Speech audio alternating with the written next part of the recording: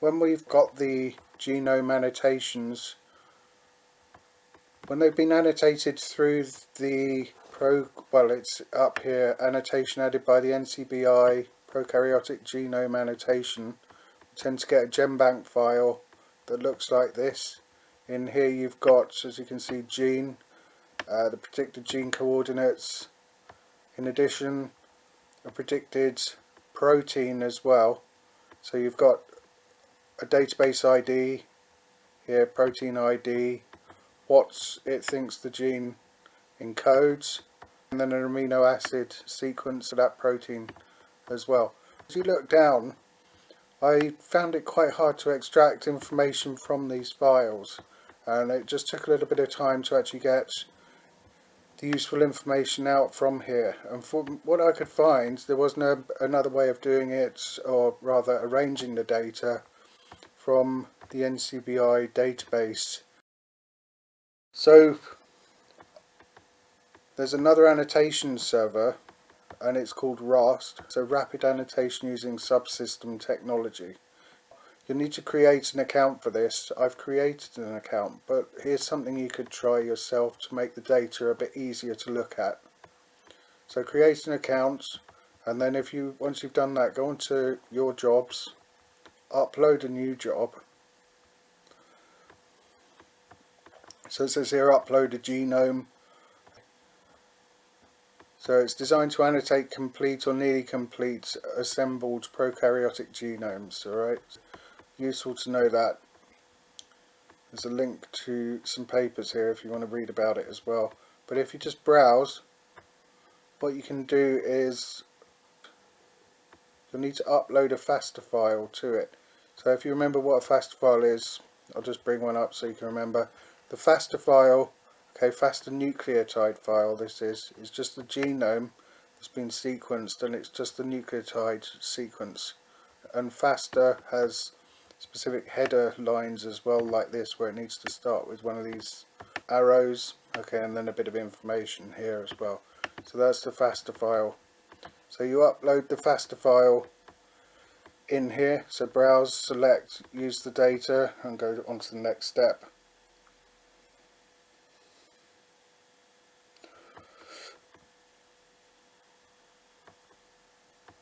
So it says upload a genome, review the data.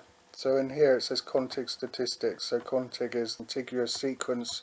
So after the sequencing has been carried out, the very short reads, especially in Illumina data, are assembled into slightly longer reads called contigs.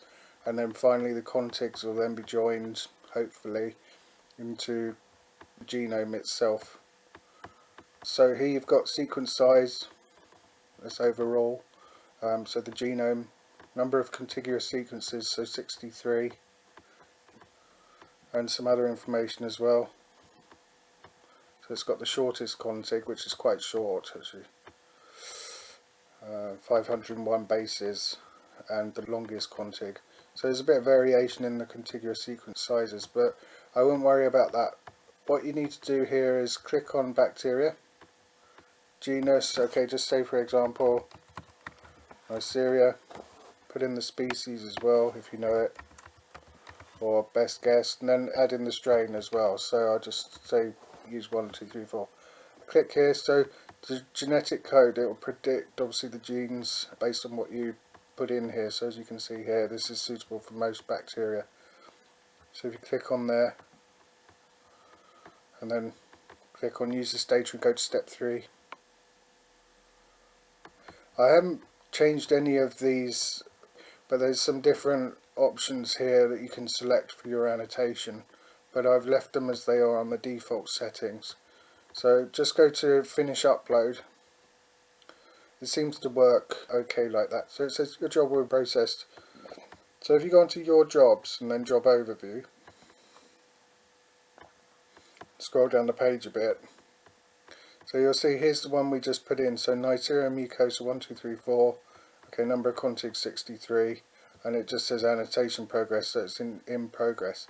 Here's one that I did previously for elongata. So if I go on, when you want to actually get the annotation out, once it's completed, once RAST has actually annotated the genome, if you click on view details, if there's a drop down menu here, there's many things that you can pull out here. So you can get just the amino acid FASTA file, you can pull out the DNA contiguous sequences again, lots of other things. I haven't looked at some of these myself, but down here at the bottom you've got spreadsheet, Excel format. If I just download this one, for example, save file, right, and then if you open it up, so you'll get something that looks like this, config ID.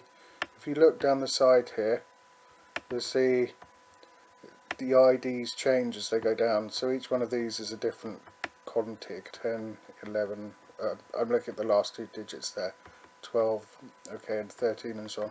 So different contigs, and you can see within each of these contigs then you've got start and stop coordinates. So I'm just going to hide a couple of these columns now because I don't find them useful at this point. So if hide, and I'm going to hide these two as well. So like I said, yeah, contig, if we just look at this one, contig that ends in 10, so you start at nucleotide 1, the first gene is between here, well actually that's, yeah, sorry, that's not quite right, because that's a repeat region, but here for example, on the minus strand, you've got a gene between these coordinates, and it thinks that that encodes a hypothetical protein. When I look at this, I find it much easier to work with. Quite a lot of information that you can actually get out of here. I just column width here to 10, say for example. Let's just do that. Okay, and then it all fits on one page. As you scroll down, the information that you can get is the contig.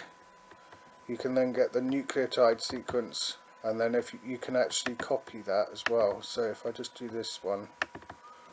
Now remember, FASTA format, you need one of these arrows. You can paste that into there. And the other thing that you can do is to then take the name of it as well. Then the name of that gene or the protein that it encodes, paste that in there. So then you've got your gene sequence there. But you can also do that for the amino acid sequence as well. But the useful thing also here is you can note obviously everything on the same strand here, and also perhaps proximity to other genes nearby, so things like operons, that sort of thing. So that's basically a quick overview of doing an additional annotation to make the data a bit easier to work with.